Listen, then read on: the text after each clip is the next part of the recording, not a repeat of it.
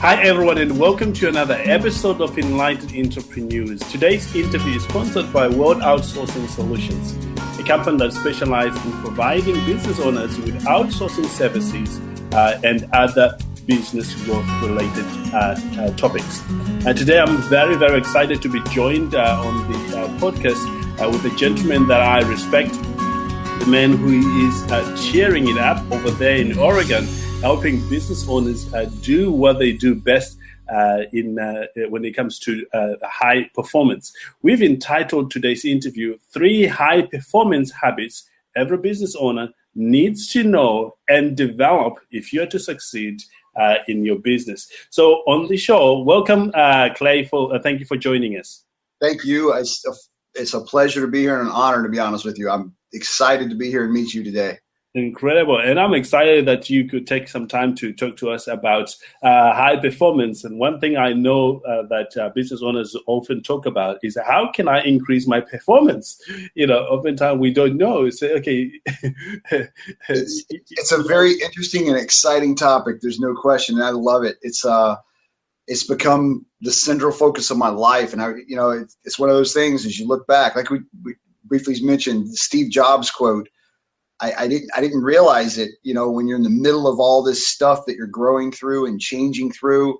And then all of a sudden you come out the other end and you look back and you say, holy cow, all those interesting challenges, all that stuff, it all is going to this. It's all going to this. And it forms this perfect central hub. I love it. I love how that works out. Excellent. And, one of the things I like about, working with you today is you are truly a hands-on expert when it comes to this subject of empowerment. And, you've been working with clients now for several years, and your clients falls in 2 categories. Can we talk about that first before we jump into the rest of our interview today? We definitely can. Sure. I have basically two batches of clients, and they kind of feed each other. There's these amazing people that I'm working with that are business owners. I'm thrilled to be able to say that I'm turning people into millionaires now. I'm helping. Let me rephrase that. I'm enabling it. And it's fun because I don't have to get into the nitty gritty of their business. Like I don't have to understand how the world of publishing works, how the world of online marketing works, or the world of Amazon sales or IT business support. None of that stuff. I'm staying clean of that stuff, and I'm focusing on the individual and helping these people perform at higher and higher levels. And bottom line is we're always going to plateau. You go to the gym, you start working out, and we could be talking about sports. I've helped athletes as well. I've helped motorcycle racers and snowboard riders and all these other athletes as well. Everybody plateaus. Yes. And when you hit that plateau, the winners, the most amazing people in the world, they're the ones that are most sensitive to that plateau. So they see that plateau and they're like, I got to change something. And they go out and they seek that help and they find that help to help them get to the next level, help them keep progressing. So that's one batch. Then there's another batch, and I fell into this batch personally. And this is kind of where my passion lies. Basically, I had a factory mindset. I had a factory worker mindset. My whole job or my whole career, my whole life, I worked in different jobs, sometimes in a factory, sometimes for the U.S. Navy, and different roles. I was an engineer, but I was primarily an adult trainer my whole life. The whole time, though, I had that urge that I just didn't fit. And if the listeners out there are relating to that, and you're struggling and you're striving and you're in a bootstrapping situation or whatever, that's the other group that I help. And the way that I help them is this: I help people understand how their brains are physically wired, and how that limit is basically they're wired by our environment, and how that limits us. So all these high performance habits and tactics and hacks and all that other stuff is great. But if you can't apply it because you're limiting yourself, because your subconscious is stopping you, if you can't actually take those steps, that's kind of where my true passion lies, in helping people understand how their brain works so that they can take those steps and make that difference in their own lives. Incredible. I was reading something very special about you. I think one of your audience, one of your clients really said something very special about you. He said, Clay is one guy that will enable you to achieve your goal. He will empower you, with the tools that you need, and he will leave you with that enthusiastic to go about doing the thing that you need to do. And I thought that's a very nice comment to say about you. It was. I appreciate that greatly that he said that. It was, that's, as somebody I've been working with about 1.5 years now. So he's heard me say enthused, enabled, and empowered a lot. He's heard me say that a lot. So you managed to sell that point to them really well, and they've observed it. And that's one thing I like about you, because on this show, we always want to bring people who are actually doing this stuff so that, we can help as many people as we can. Now, before we jump into the 3 main habits that we want to talk about, can you give us a bit of your background, how you got to where you are, maybe just briefly, so that people can relate with you? Definitely. You know what, that's being an adult trainer. So I've been an adult trainer my whole life, and something that I've learned about the brain and all that stuff. And if you're listening to this and you're wondering, why do these guys always tell the backstory? Why is there always got to be this story about where you come from and all that? There's actually a really good reason. Bottom line is, I'm going to share with you guys at some point here in a few minutes 3 habits. And it is my purpose, it is my goal for you to understand how important these 3 habits are. Because the vast majority of you, I guarantee it, are not applying these habits to the depth that you could be. Right. And frankly, there is nothing more important that you can be doing for your business, for your life, or for your health than these 3 habits. Nothing. And I'm going to go so far as to say this. Even if you told me that you're a smoker and you smoke 2 packs of cigarettes a day, part of me wants to tell you to stop smoking. You're killing yourself. But what I know that these 3 habits, enabling you with those 3 habits, is more important than trying to get you to stop smoking. Right. Because they're going to enable you to stop smoking. So to answer your question, I'm sorry, my background so that's the purpose of the background story, is to say, okay, this guy actually knows what he's talking about when he starts talking about this stuff. And I'm going to hammer through this really fast. I was born and bred in Alabama, in a small town in Alabama. And if any of you guys have ever seen the movie Forrest Gump, and yes.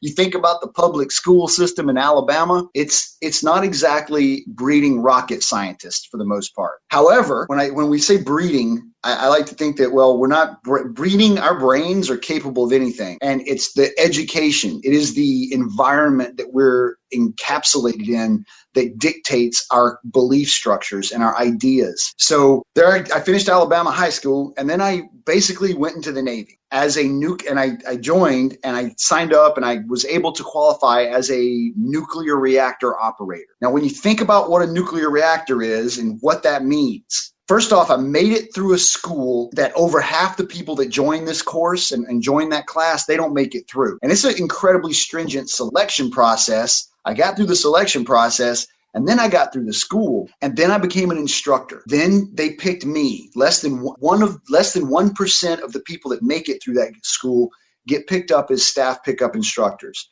I got picked up as an instructor to stay there and teach other people what I had just learned. It's incredible. That was my first professional training experience. This is the DOTS thing. I was literally teaching kids and young 20s, men at the time, how to sit there and focus on something as complex as a nuclear reactor. And you've got to be thinking, as you're sitting here watching these systems and these controls, you've got to be thinking about things from a subatomic level all the way up through the atom, all the way up through fluid flow and heat transfer, all the way through steam. And you got to be thinking about the entire sub or the entire ship and what's going on the entire ship and how that's going to affect things at that subatomic level. Now, you got to be sitting there looking at that and thinking about that while you're under the water, right, while a torpedo is chasing you. And we literally would set fires and have fires burning to try to distract people. Now, the point of that, think about the next time that you got to pick up the phone and make a call, or you got to write an email, or it's time to sit down and work on your website, or whatever business steps that you need to take. How annoying is it at how easily distracting Facebook is, right? It's the same mechanism that I was training people in my early 20s how to overcome, is that same mechanism. Now, you fast forward, I went to work after the Navy. I went to work for Intel for a while. I worked for companies that supplied Intel. I worked as an engineer and as a trainer, as a leader and a team leader in one of the world's most stringent and demanding manufacturing companies on the planet, making the technology that we're using today. And I'm incredibly proud of that. But anyways, so bottom line is, guys, I got a whole lot of experience with teaching adults and training adults to be effective at what they want to do. Incredible. And then it happened, man. Incredible. Now let's just jump to the specifics, man, so we can help people here. In your opinion, what is the first habit that you would say, if you want to succeed as a business owner, create this habit? What would that be? Meditation. Meditation. Okay. I don't want to confuse it. Okay. Let's explain more on that. Go meditate. Right. If right now you're sitting there picturing one of those Tibetan monks sitting there with his legs crossed and his fingers touching and his eyes closed, and he spends most of his life in that pose, and you're like, well, I can't meditate. Don't do that then. Find another source. Find another way. There are an infinite number of ways to meditate. Do whatever it takes to start and continuously develop a meditation habit, period. And it's not just business owners. I tell that to everyone, period. Right. Why is it so important for business owners to have that quiet time of meditation? About 4 years ago now, I hit a deer going 85 miles an hour on a motorcycle. Right. That's what caught, and I'm sorry, I didn't crash. So that's pretty amazing. I didn't crash. That caused me to dive into my brain to try and figure out why and how that happened. How did I not crash? And I'm going to be blunt. The last 5 to 8 years of scientific research that has gone into the brain has changed everything. Well, not everything. Has changed a lot of things about the way they thought the brain works. Right. The technological advances have changed so much. And the bottom line is this: your brain is more powerful than anything on the planet, even my brain or anybody else's brain. It just is, period. Your brain is the single most powerful thing on this planet. You will never, ever be able to tap into the full power of that brain. Start now by developing a meditation habit. Incredible. I can tell one more story that recently came out as national news to try and drive this point home. All right. Okay. Let's explore that. It's kind of crazy, and I'm going to kind of fast forward through it. But the bottom line is, I don't know if it was happening in Europe or not, but over here in America, back in the 40s and the 50s and the 60s, there was traveling shows where a reverend would come into town and he'd pinch a big white tent on the outskirts of town and he'd hold a big revival. And part of that revival thing was sometimes these reverends had the power in them. They had the power of Jesus. They had the power of the Lord and all this stuff, and they could actually heal. Right? There was a couple movies about these things. Well, what they found out was that these guys were fakers. These guys would pay somebody to act like they were crippled, and they would come up to the front of the stage, and they would, lay their hands on them and they would heal them. And then other people would come up and get healed. Now, bottom line, I personally believe that some of those other people that came up and got healed, they actually got healed. And nowadays, they're proving it. Here's how they're proving it. They didn't mean to prove it. They did not mean for this to happen. This was an undesired outcome. But if you look up, if you go Google the words virtual reality and paraplegics, and you're going to find articles that popped up on the news a couple months ago about a study, an attempt to help paraplegics learn how to walk using robotics. And if you've seen any of the videos on YouTube of people that lost their arms in wars, and they have robotic hands and robotic arms, and they're able to move the fingers just by, moving their nerves in their arm. Well, a doctor about 2 years ago now, a doctor decided to try and enable paraplegics using robotics on their legs to be able to walk. They started with virtual reality. They started by strapping these guys into virtual reality goggles, and they had to train their brains. So they would teach them, okay, when you try to think about moving your left foot forward. And when they thought the right thing, they had, the sensors and the hats that the technology is able to do it now. They were able to actually tell that the correct parts of the brain were being activated to move their leg if it were able to move. But because they're paraplegics, it can't. The nerves are severed, right? Yes. But they were able to train their brains to think that they were moving their leg because the virtual reality would feed back that they see their leg move. Well, they progressed. They kept going. Once they trained their brain how to do that, then they connected some robotics, and they started making their legs actually physically move with the robotics. Amazing.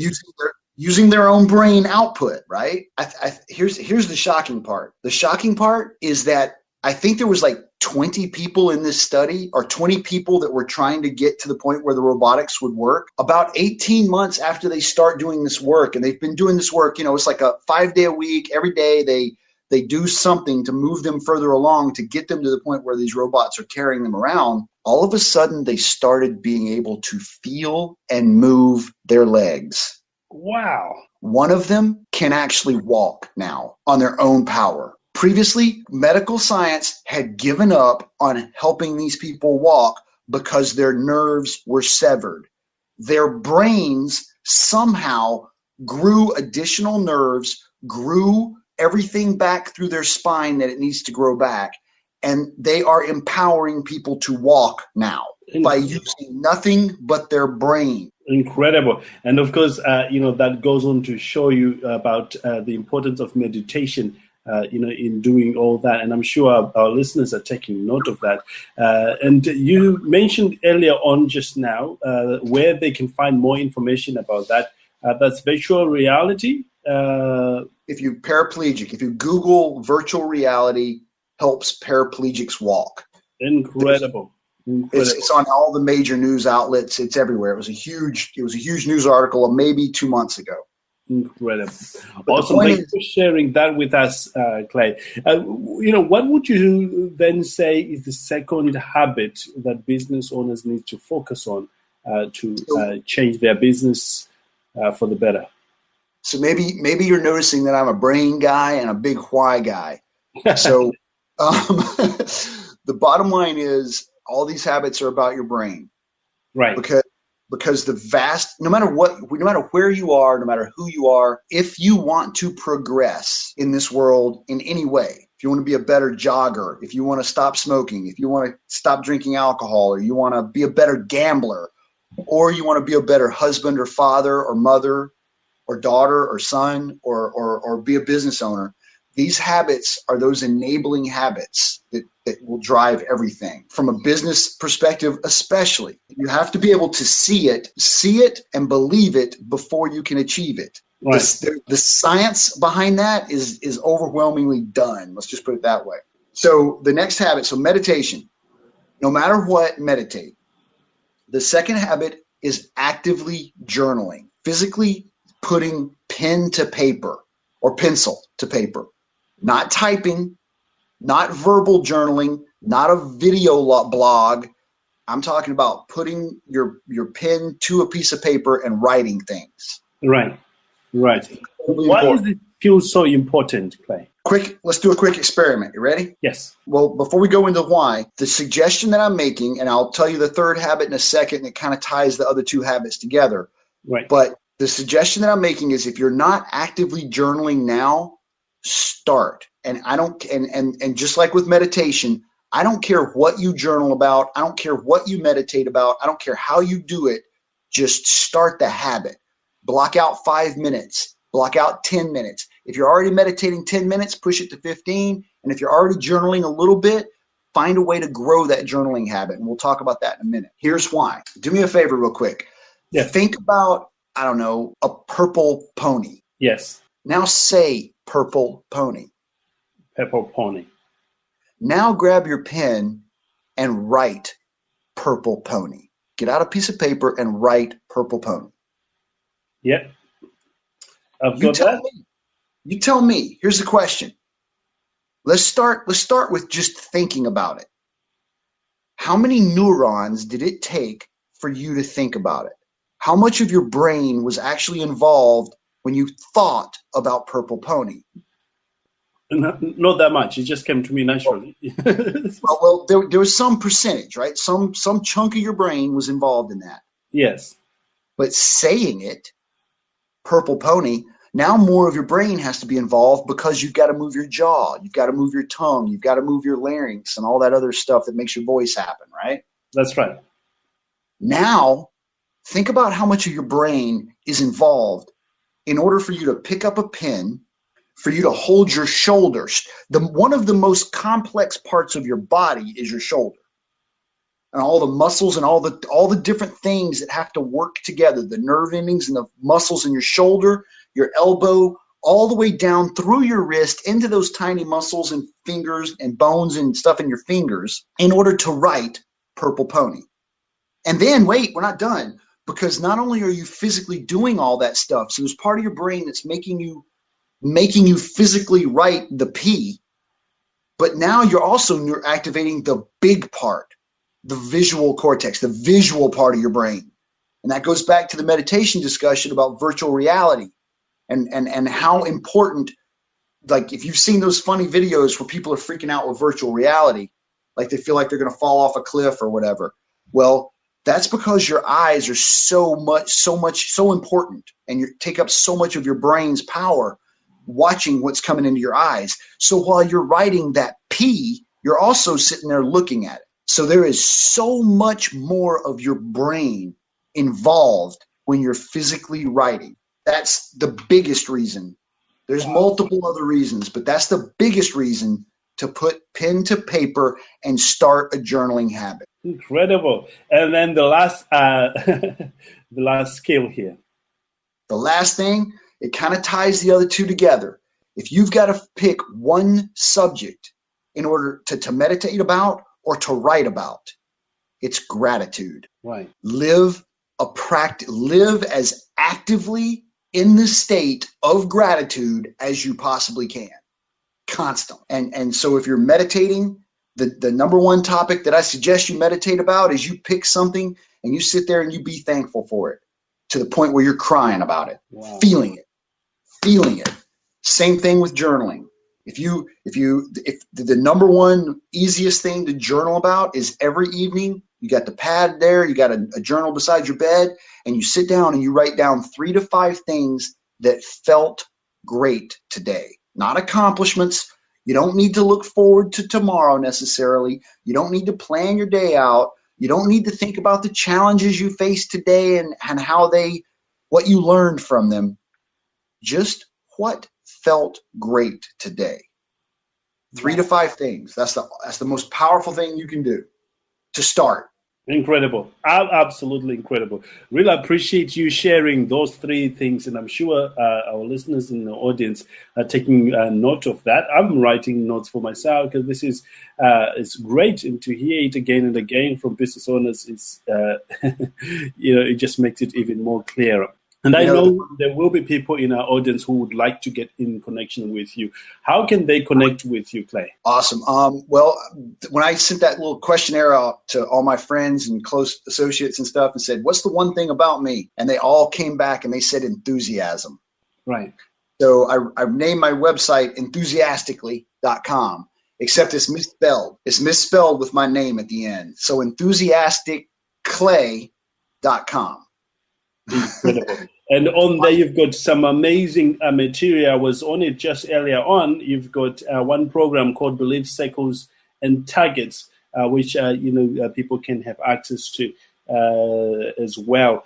Is there any one particular program of yours that you highly recommend the listeners to at least take a look at? Well, we've got on the website there. One thing that I have that everybody can take advantage of is the 3 habits. It's an opt-in, and you're going to get some videos where I explain what I just went through a little bit more in depth. And you'll also get a resources PDF. I think it's like 8 or 10 pages of resources and how-tos as far as meditating, journaling, and gratitude. So it's packed with that good, valuable stuff. After that, I have a course called Belief Circles and Targets. And what that does is it ties together more of how your brain is working to stop you. Bottom line is your subconscious wants you to never, ever move again. Like your subconscious wants you stationary. So anytime you go to make a change in your life, build a business, start a new habit, break an old habit, any kind of change is going to be faced with resistance if you don't do it right. Right. Belief circles and targets describes that. It describes belief circles and what that concept means in regards to how your subconscious works to stop you. And then targets, it ties it together, and we talk about how to set appropriate goals, because if you set your goals inappropriately, your subconscious is going to try and stop you. If you set your goals appropriately, your subconscious will actually enable you and empower you to go get those goals. So that's kind of like the first step in working with me. Ultimately, I am a high performance coach, and I host masterminds and group training around high performance habits and tactics and practices, and help people implement those in their lives. Incredible. Well, Clay, you've been absolutely wonderful. I keep on writing these notes, and I certainly would love to have you back to talk about, the course which you talk about right now regarding beliefs at some point, in future. We would like to honor your time here with us. So with that said, thank you so much for joining us here today. Thank you for having me. It's been awesome. Sounds like you got some mic challenges going on over there. Thank you, though. It's been great, and I love this stuff. And I want to challenge your listeners. I want to challenge you, brother. If you think you're meditating good, if you think you're journaling right, there's always a way to step it up. If you like go further into meditation and journaling, it's going to blow your mind what the world is out there. Incredible. Absolutely incredible. And if you had just joined us in the middle, to connect with Clay, you want to visit his website, where there is a lot of information that you can benefit from. Visit this website, www.enthusiasticklay.com. And that's ENTHUSIASTICLAY.com for more information. And you get to learn more about how you as an individual, as a business owner, can improve your habits. And today we covered 3 core habits that can dramatically increase your performance in whatever you do. And that was, meditation, journaling, and being grateful in whatever you are doing. So with that said, once again, Clay, thank you so much for joining us, and we would like to wish you all tremendous success in your next project, and we hope to have you back on the show sometime soon. Thank you. I would love to come back, and Belief Circles and Targets is I'm frequently asked to come back to different interviews and podcasts and things to discuss that second piece. We certainly would love to have you back, Clay, to talk about that, and we'll have the team be in touch with you so that we can cover that very important topic, maybe in the next week or 2, depending on your availability. Awesome. You guys have fun. Just have a great day. Incredible. Once again, I'm Yokai Kajidoro. Thank you so much for joining us, and I hope you have gotten a ton of value from our time here together with Clay. And if you want to learn more about outsourcing, please go to worldoutsourcingsolutions.com.